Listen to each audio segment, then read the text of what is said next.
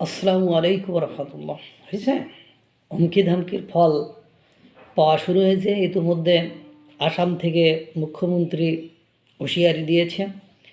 পাশাপাশি দেশের এই চলমান পরিবেশ পরিস্থিতিতে আপনার ভারতকে নিয়ে হুমকি ধামকি, তাদেরকে গালিগালাজ, তাদের ছবি বিকৃতি, জোতা নিক্ষেপ, এগুলোর পাশাপাশি এবার তারা অ্যাকশান আস্তে আস্তে হয়তো বা শুরু করবে।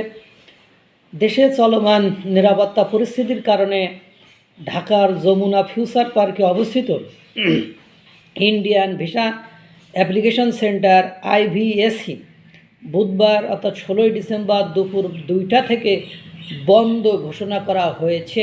অর্থাৎ IVSCর অফিসিয়াল ওয়েবসাইট IVSCBD.com-এ প্রকাশিত এক নোটিশে জানানো হয়, চলমান নিরাপত্তা পরিস্থিতির প্রেক্ষাপটে যমুনা ফিউচার পার্কের ইন্ডিয়ান ভিসা অ্যাপ্লিকেশন সেন্টার আজ দুপুর 2টায় কার্যক্রম বন্ধ করে দেওয়া হবে।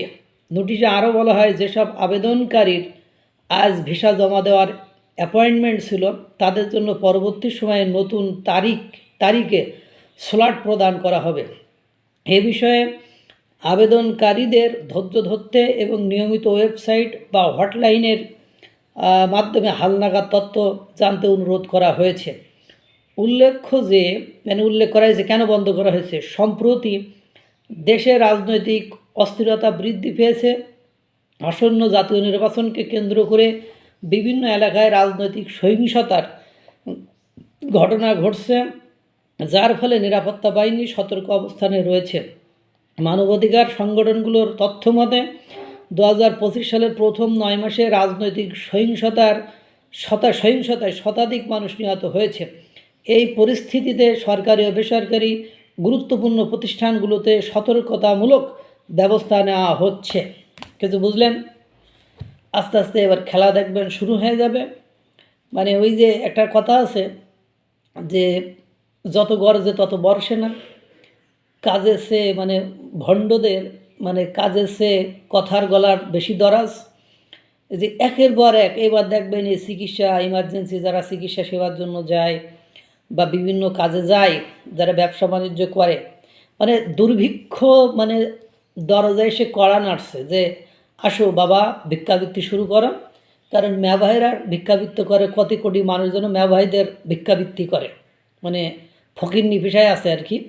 তা তাদের সাথে যোগদান করো, যেহেতু তাদের সাথে তোমাদের সমঝোতা হয়েছে।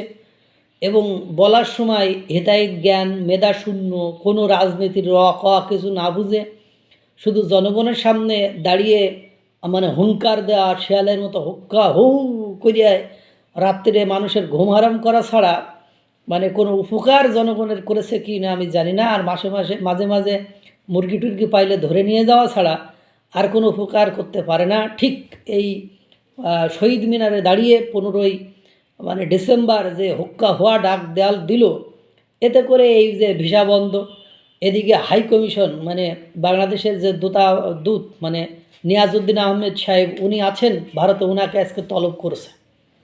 এখন দেখেন খেলা কোন দিকে যায়, কি ঘটনা ঘটে। এখন হয়েছে তো ভিসা বন্ধ করে দিয়েছে, এখন খুব ভালো লাগছে, আরও ভালো লাগবে, একটু অপেক্ষা করেন। আল্লাহ তাআলা সকলকে ভালো রাখুক, সুস্থ রাখুক। আসসালামু আলাইকুম রহমতুল্লাহ।